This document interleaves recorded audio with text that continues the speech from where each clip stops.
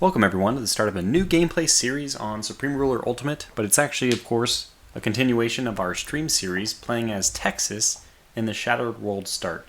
So you'll notice that this is not Texas Tortuga, and you're right.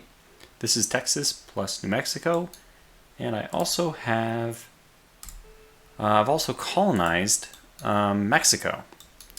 And what I'm going to treat this series as is kind of like a fresh start, so that if you're not really sure what happened in the streams, or you don't follow the streams, you don't watch content that way, I'm going to make an acceptable medium of content for you as well. So don't expect that you need to have watched the streams to watch this. And this is probably going to be a short series, a teaser really, for what I hope to be. I've been trying to get a series as World War II Japan. It's been on the back burner for like 10, no, not 10 years, but realistically probably 2 years. So I was thinking about doing it in Hearts-Fire 3, then Hearts-Fire 4, then back to Hearts-Fire 3, then was the Pacific game, whatever that Pacific game is that I played as the Americans. I never played it as the Japanese. For some reason it's just escaping my brain right now. And now, most recently, I've been playing a game as Japan in private, personal gameplay in World War II in Supreme Ruler Ultimate, and I'm really liking it so far. I think all the mechanics for taking over China are nice, with maybe one exception being that China surrenders, I think, a little bit too early. I've also been doing a test game, a multiplayer game with a fellow from the Battle Goats Discord, AVP, and then we're doing a World War II game. I'm playing as Italy, he's playing as Germany. That one is a lot of fun. It's also kind of prepping me for... there is the potential of having like a human opponent at some point. Well, I don't do PvP very well, as you can tell from my videos. But there's a possibility of having maybe a player-controlled entity, which might up the difficulty, and that'd be a good thing sometimes. Anyway, so what are we doing in this game? Basically, everything that already happened, I already explained. As Texas, I declared war on New Mexico. We took it over, and then we had a pretty long slog against Mexico itself. Ultimately, I was victorious.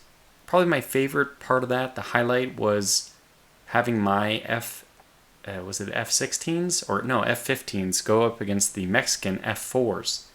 And I think we were chatting about it, and somebody in the stream mentioned, or somebody looked it up. I was like, what, does Mexico really have an air force of F-4s?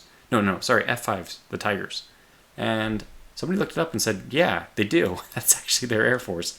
So that was a lot of fun. And, a lot of the fun in this start, which starts January 1st, 2020, is you're playing with modern equipment. And that's just, it's a nice change of pace. A lot of the games I play, a lot of the war games out there are World War II. You get a few Cold War ones, World War I ones. Not enough strategy games that you get to play in the modern era. From the grand strategy perspective. And, okay, I mean, I'm looking at you, Paradox. There's no Paradox game in the modern era, right? So, anyway, our plan right now is just to move troops south.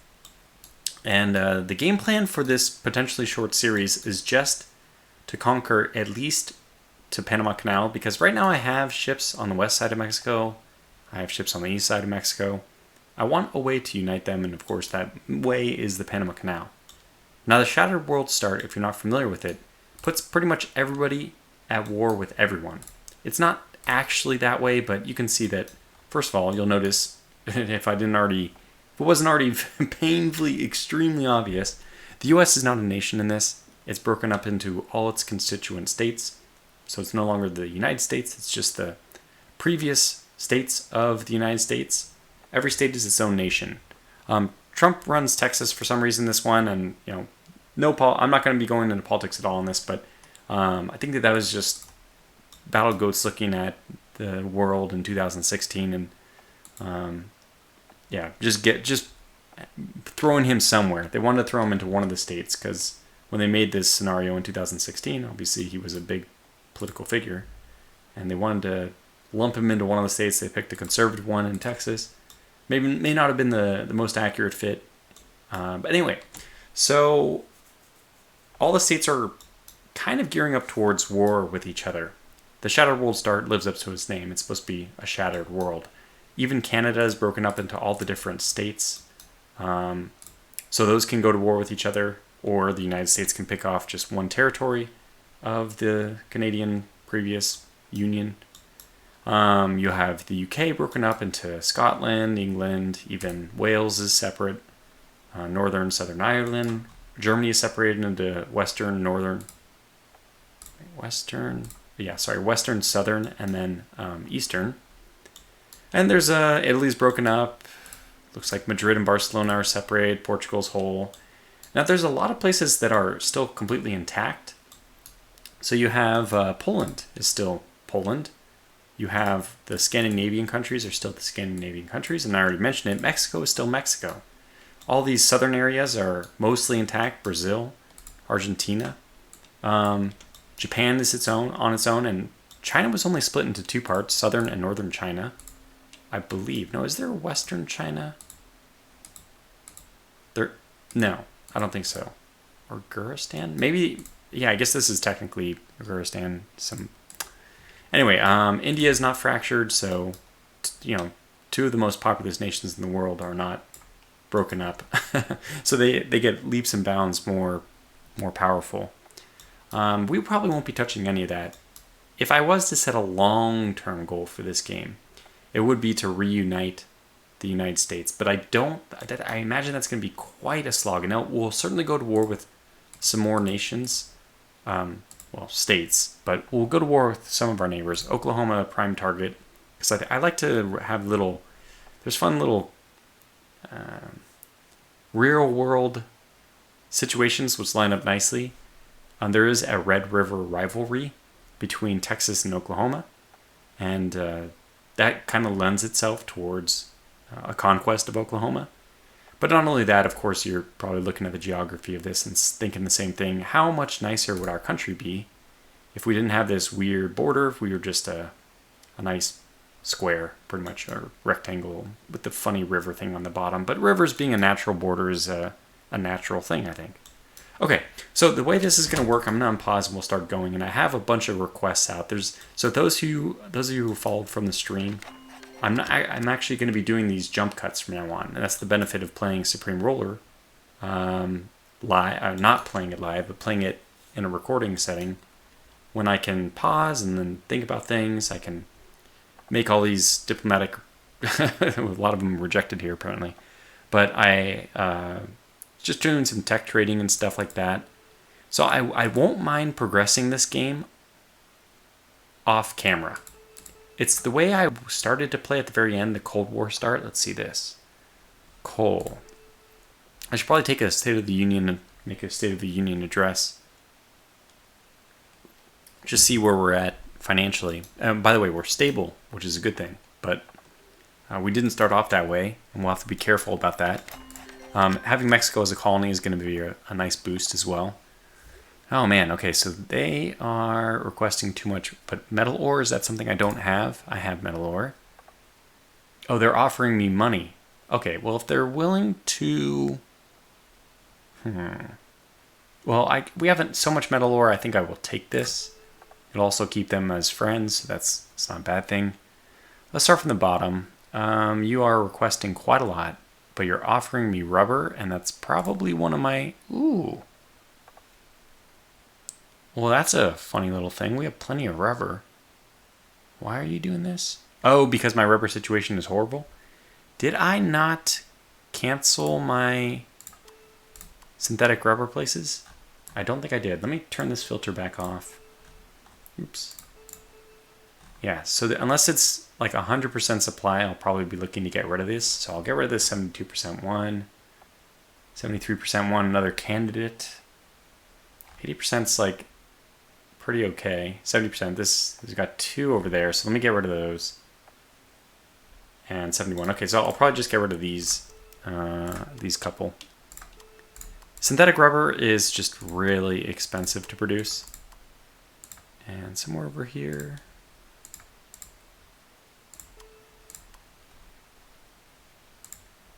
Somewhere. Is that? I guess I can just go back to the industrial scene. And if you're not really familiar with, there it is. If if you're not really familiar with Supreme Ruler Ultimate by itself, I can just give you this 1 minute elevator pitch. It's a game which allows you to manage the military, the politics, the finances, so this is like the budget, the resources, the research, and the military of a nation. It kind of reminds me, and not just me, a lot of people of the Superpower series, if you're familiar with that one. It has a little bit of similarity to like the Geo-Political simulator game. What's the most recent one from that? I can't remember.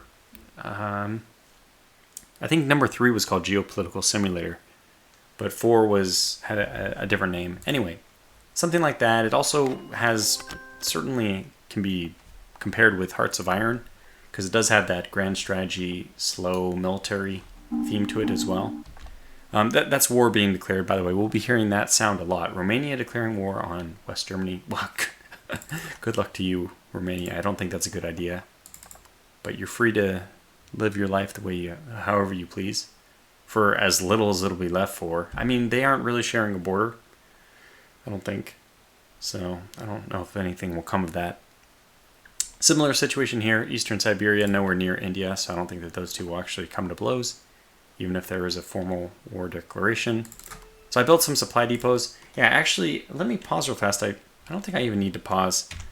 I have a list here of things I've done. There it is. I scrapped petroleum power and I built some roads. Okay, that's the entirety of the list. Not exhaust. I mean, that's not a very long list to go through. So I did scrap some petroleum power. I think because electricity-wise, yeah, we're way over. We're overproducing what we need. And in this game, you can sell electric power. You can think of it as either piping it to them through some power line system, or who knows, maybe we're just shipping them some batteries. However you want to abstract that. And it is something you can turn off, since it's, not quite as realistic as sending someone a shipment of petroleum. But you can see that my production cost is over the market value. So in that situation, getting my production to my usage is still fine, but there's absolutely no sense in me producing more than I use, because there's nobody on the market that's going to want to buy something at like a 25% markup. So, well, not quite, maybe like 20% markup, but it's a big markup and nobody's going to want to do that. So I looked at my power options and I saw that coal is just very efficient in this game. So we can see I'm scrapping 13 of them. I'm still going to have 79 available, and it looks like my production is still outpacing my use, but I like a little comfort zone there. That's not too bad. So we'll probably be moving purely towards, we won't be moving towards, we'll just not be building any more of anything other than coal power and maybe hydropower. I do like hydropower as well. It's a little higher maintenance. You can see 305 for the maintenance on this thing. It costs $5.5 billion to make. Coal, much cheaper, $500 million to make, 76 in maintenance. But of course that doesn't include the fact that it consumes coal. But coal is usually pretty cheap. We're still at 114 here. I'm producing more than enough, so it's not a big concern. But anyways, you can see the Supreme Ruler just allows you to really dive into the economics of resources you're producing and all that. I also have my budget set in a particular way right now. So our income is nowhere matching our expenses, which means I must be making all my money by selling consumer goods and agriculture, and even actually electric power, believe it or not. Somebody is actually buying it, which is remarkable. We have notable debt. Oh, we might actually have notable debt. Okay, yeah, so let's start getting rid of some of these bonds. Just what? Did it work?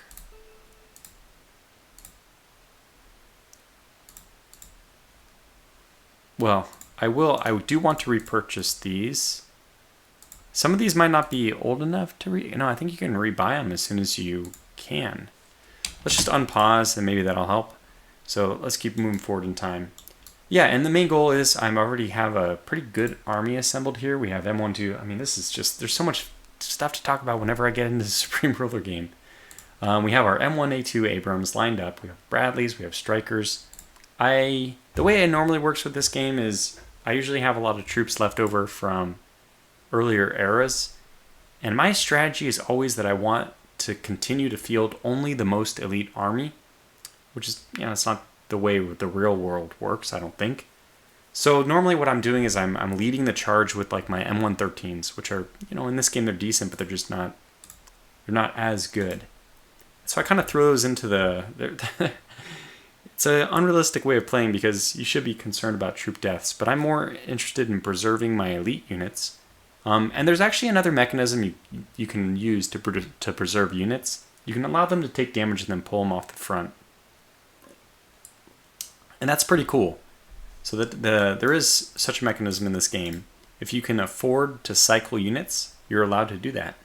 And there's actually a big benefit to doing that you don't lose the units in the front, and they get experience, and then they have time off the front to heal back up to full strength. I don't know how big of an impact strength plays on combat. I think it plays something of an impact. So a very low strength unit, if it's wounded a lot. Wounded, I just mean that there's health bars. You can see this green. I think the health point, I think there's 20 of them. I think I counted it once and it was 20. I'm going to pretend it is. I don't know if it's actually true, but it's something like that. And I think the more of those that you have damaged, the less damage you inflict on the opponent. But I'm not sure about that. That's kind of just my common sense thing. So Marco Rubio, who's apparently the not just the governor or anything, he's actually the president of Florida, because again, that's its own nation. They want to give us rubber. I don't understand. I like to maintain good relations with these people, and even though the markup that they're giving me is like terrible, even though it's better than what I already am doing. Oh, there we go. Okay, so now we're in a good situation. Now we understand after the clock has ticked by a day, the economy has established itself as that, yeah, we do need that. South Carolina wants to take uranium from us. It should be concerning, but we'll take the money. They want to give us money for coal. I will accept that, assuming that my coal, yeah. So let's take a stock of the situation now that a day has ticked. We need rubber, we need timber. We're good on oil right now, and that's surprising. That's wonderful. And not only that, but we're able to sell it. What is going on here? Why are we not selling?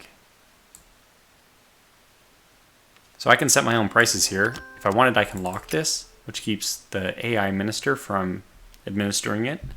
Although they do a pretty good job overall, but here I'm sensing an opportunity to make some money. Let's sell up to 180 million barrels of oil. I think that's how it is. I think one of these is a barrel of oil. So we have a lot of barrels of oil, but let's try to sell some of them, see if we can make some money. So this is 181 and at 225, which is just a smidge above the market price. Make a nice profit on that, though.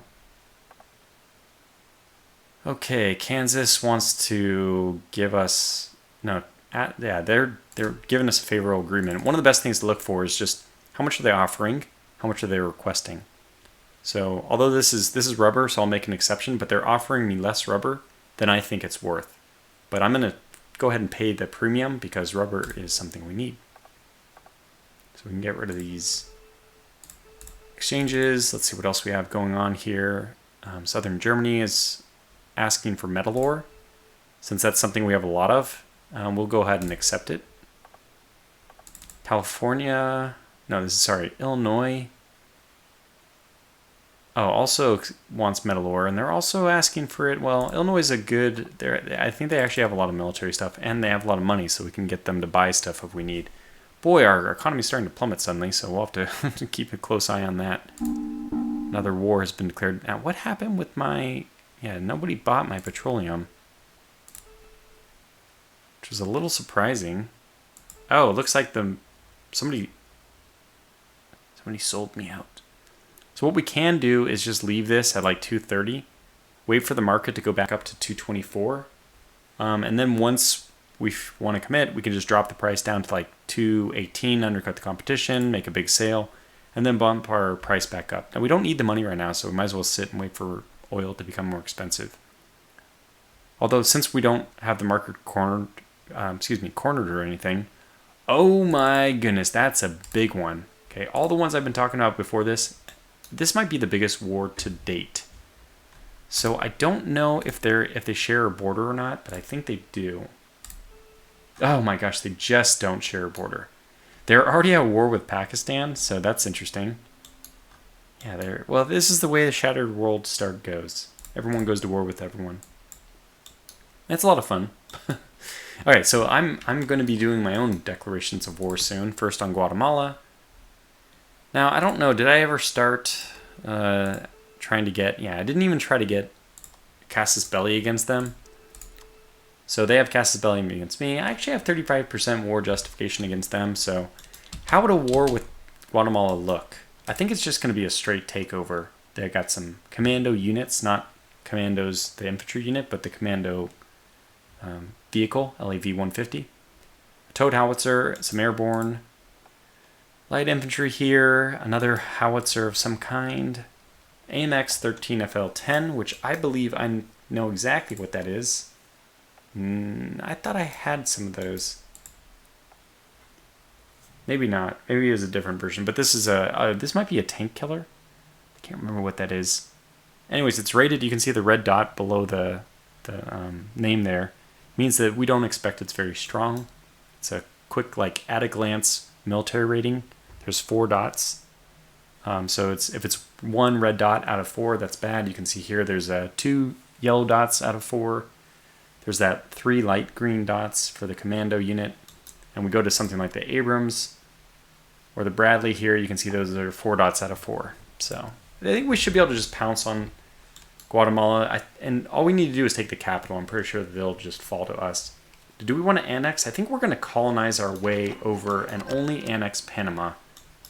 Although, if we annex Panama, we could also annex Costa Rica, because we'll have to monitor the whole situation anyway. But no, I think we're just going to annex... I mean, at the very least, we're going to annex the Panama Canal Zone. And maybe we'll just colonize Panama as well.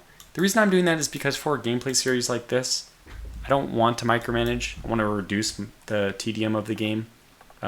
So you can completely micromanage, annex everything and micromanage everything if you want. It's up to you.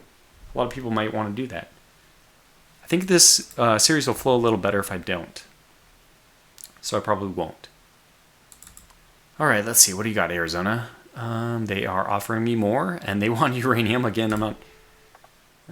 questionable whether or not selling uranium to your potential enemy is a good idea, but Arizona probably won't be first on our target list anyway. You want metal ore, and we have plenty of it, so we'll go ahead and accept this, although they're asking for it below market value. Well, we'll still accept it because it means that they're buying it from us and not somebody else. So we'll take the money. And there in George is being more fair. We'll definitely accept that one. And just in time for 2 new deals to come up. Okay, Southern Germany wants metal ore, and they're requesting a little bit more than they're offering, but almost parity. And rubber. Okay, we'll take the rubber. It gets the diplomatic stuff off our back. By the way, I should mention research. We only have 3 research facilities, but I believe the reason why my money is dropping is because didn't I start building these again? Yeah, I'm now building 2 research centers here and 2 research centers here. So we have a total of 3 right now, which is, I think, 2. I started with 2. Every nation gets 1 for free. Your capital is essentially a research lab, and that's how many different technologies you can research. You can see I have a lot of things queued, where there's a lot more things that I don't have queued that I wish I could queue. Tons and tons and tons of things here. Like the population petrol usage down 10%, city power generation up 10%. That'd be great. I didn't choose this one already. Didn't prioritize it because our power situation is obviously pretty good. So Marseille has declared war on the Netherlands. That won't really bear fruit. More rubber. Yeah, it's nice. I mean, you can also automate these different trade agreements. You can choose to accept or just automatically decline. I don't think it takes that long to read through them.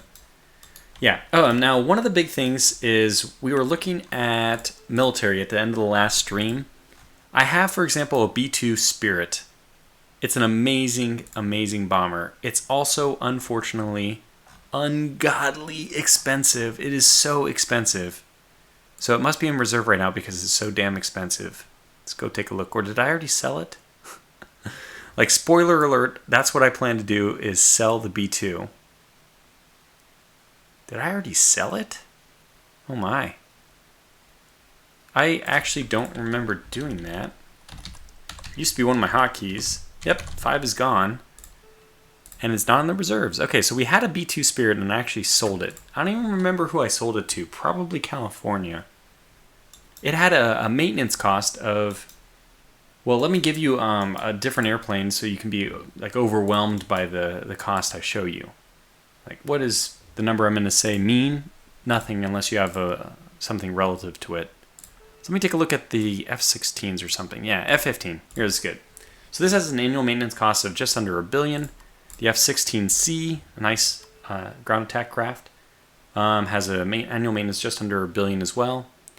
Now, if I told you that the B2 Spirit had an annual maintenance of $35 billion, you'll know why I got rid of it. So I think my goal now is just to build some F-35As. These are going to act as my replacement attack craft. Now, the B2 has some of the best ratings in the game, but it has the one big problem that with all strategic bombers, it goes, it drops its payload, and then it leaves. It doesn't really stay on the target. It doesn't get a lot of damage done consistently, and you have to go back and resupply. And even though I think the B-36 is one of the best aircraft that you can get in this game, it's not really as functional now. We probably can't, can we even, no, we don't even own the design to that. Because it's Shattered World Stars, the technology, it doesn't assume that you've, like, the way the technology was distributed to each different state, as far as I can tell, is based on what state builds the different things. So if the F-22 is built in California, the F-22 technology is given to them. But they don't own, for example, I mean, this is absurd. Actually, it's perfectly correct nowadays because nobody knows how to build it. They don't have technology of like how to build the P-51 or the P-80 or the F4 even. You can't build the F4 anymore. I mean, it's because even though the blueprints for that are probably available to the military, yeah, they're just not. There's not a place where they're under construction in the U.S., so nobody got the technology. And what I meant by where I was driving at is just nobody can build the B-36 in this game.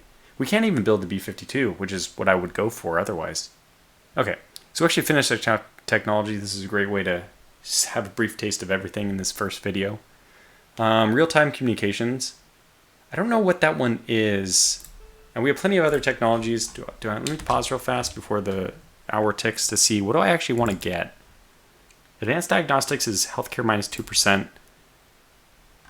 That's not that necessary. So you can see that the research is paused for all of these. We have to choose which one we want to do. Waste management is always good, but let's see. Finished goods ore demand minus 10%. Output of industrial goods plus 2%. Let's look at industrial goods. I think we might be over on price. Yeah, we're still not quite at market value there. So the extra production of industrial goods wouldn't really benefit us. It will eventually, but what's the other? Finished goods ore demand. And we have plenty of ore, so let's leave that one for now. Research efficiency plus 5%. I mean, this is a great one. Obviously, it's a high priority if you're planning a long-term game. We're not really planning a long-term game, so I'm not sure we'll go with it. Output of agriculture. Again, let's just see. Yeah, we're actually cutting down our production of agriculture. So now what this would mean is that if we wanted, we could accept that, do the research, get the higher output, and then close more farms. So our total amount, our production would stay the same, but our total cost would go down by, the number of farms we got to close. That's that much less maintenance we have to pay. I don't think that's the ideal way of moving forward. And we have another one with research efficiency. I think adaptable computing, let's just look at the time for this one. 320 versus 220. Okay, so let's do the 220 first. And then we'll do adaptable computing after that, get our research bonuses. That's still 10% research, so I think it's worth doing, even though we're not planning a long-term game. It'll buy me time to think about what I really want to do, too.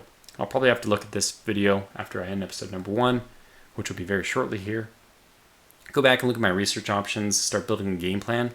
Come back in episode 2 with all that. So augmented reality will become green as the day ticks over. It'll be on the next object we're researching. And actually, you can see right about here, it says 219 to 214. That's the expected research window. So 219 is the expected rate if you were to be producing like at 100% nominal or normal.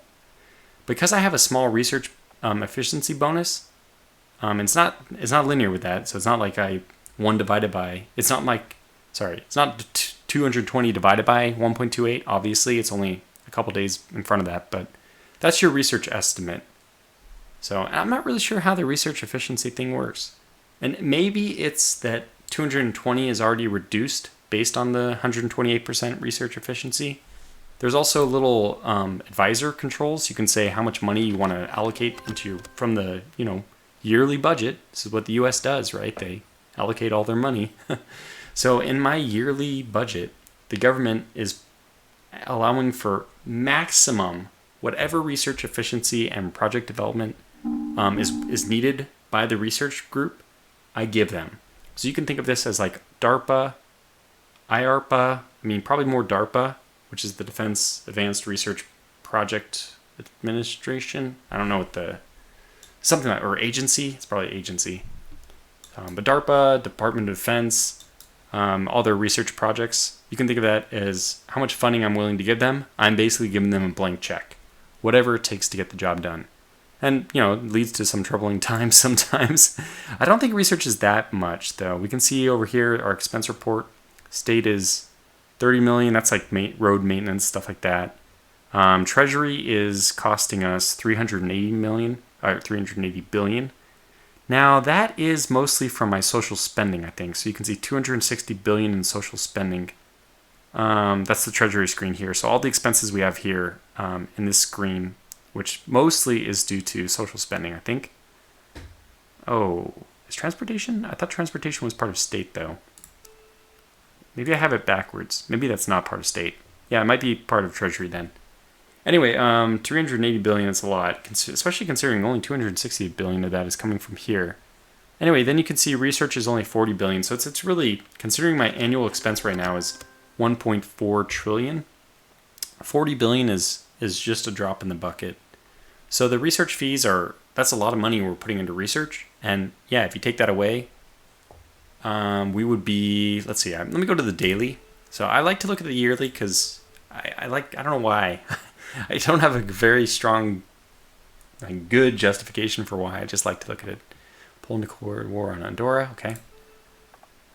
Oh, and more things. I'll probably look at those offline just as soon as I'm done with the recording. But anyways, if I look at the daily, so we're losing about, 1 trillion. 1 trillion. That would be too much. We're losing about 1 billion a day. That's surprising to me. And we may have to adjust. One possibility is I have given the minister carte blanche to raise taxes as much as he wants. We're at 62% right now, and if you're not familiar with this game, you're probably thinking that's insanely high. But I gotta tell you, that's actually very reasonable for the normal way of running my countries. Probably the average tax rate I settle on is 10% higher than this, around 72, 73. And my recent game as Italy in World War II, I'm stuck at like 88%. So that's 12. Can you imagine making $1 and you only get 12 cents of it? Oh boy, that seems absolutely horrible. I know there's some really high tax rates in Europe, in more of the socialist economies, the more socialist democracies, but I don't think anyone's touching even 70%. But I don't know. Maybe there is. I don't know. What's Norway's? Who knows? Okay. Anyway. Ghana and Egypt have reached a ceasefire. Yeah, and actually I think that although we haven't gotten into any of the military yet, which is the most fun part of this game, it's like you're building up for the military. And that's always what I was trying to do in Superpower 2, with the only letdown being that the military battles themselves were an extreme letdown. They were just so blah. And they just weren't satisfying at all. And in this game, you're actually using your military, and it is very satisfying. I think that everything clicks really nicely in this. So we'll be doing our research. Oh, it looks like we got the Marines coming down here, and that'll be nice to have them. I'm not sure if the Marines are part of my I'm okay with them dying contingent, similar to the M113. Certainly the M1A2s are not, but I think I have some patents, some M60 patents somewhere in here. Yep, there's one right there. The M60A3 patents, these are going to be the first troops plowing through the new ground and taking casualties. I'm not that concerned about it. So, as I kind of think about it this way, every one of those weaker units, which is a casualty, is one less maintenance bill I have to pay. Even though doesn't really work that way, since I'm building new military units, which are much more expensive in terms of maintenance. So it's really my way of just like trying to get the most elite army. Anyway, this has been a very, very fast talking, lot to go through type episode, but I think it's going to conclude our first episode on Supreme Ruler Ultimate as Texas in the continuation from my Tortuga streams.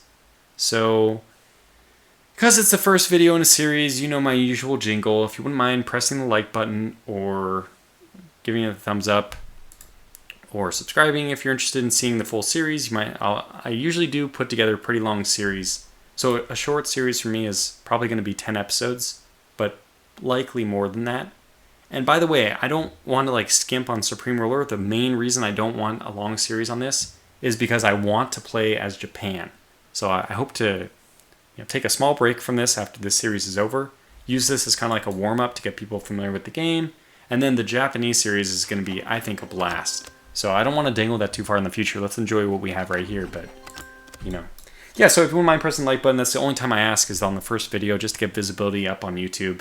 And otherwise, that's it. You won't hear it from me again. So thanks for watching the first one.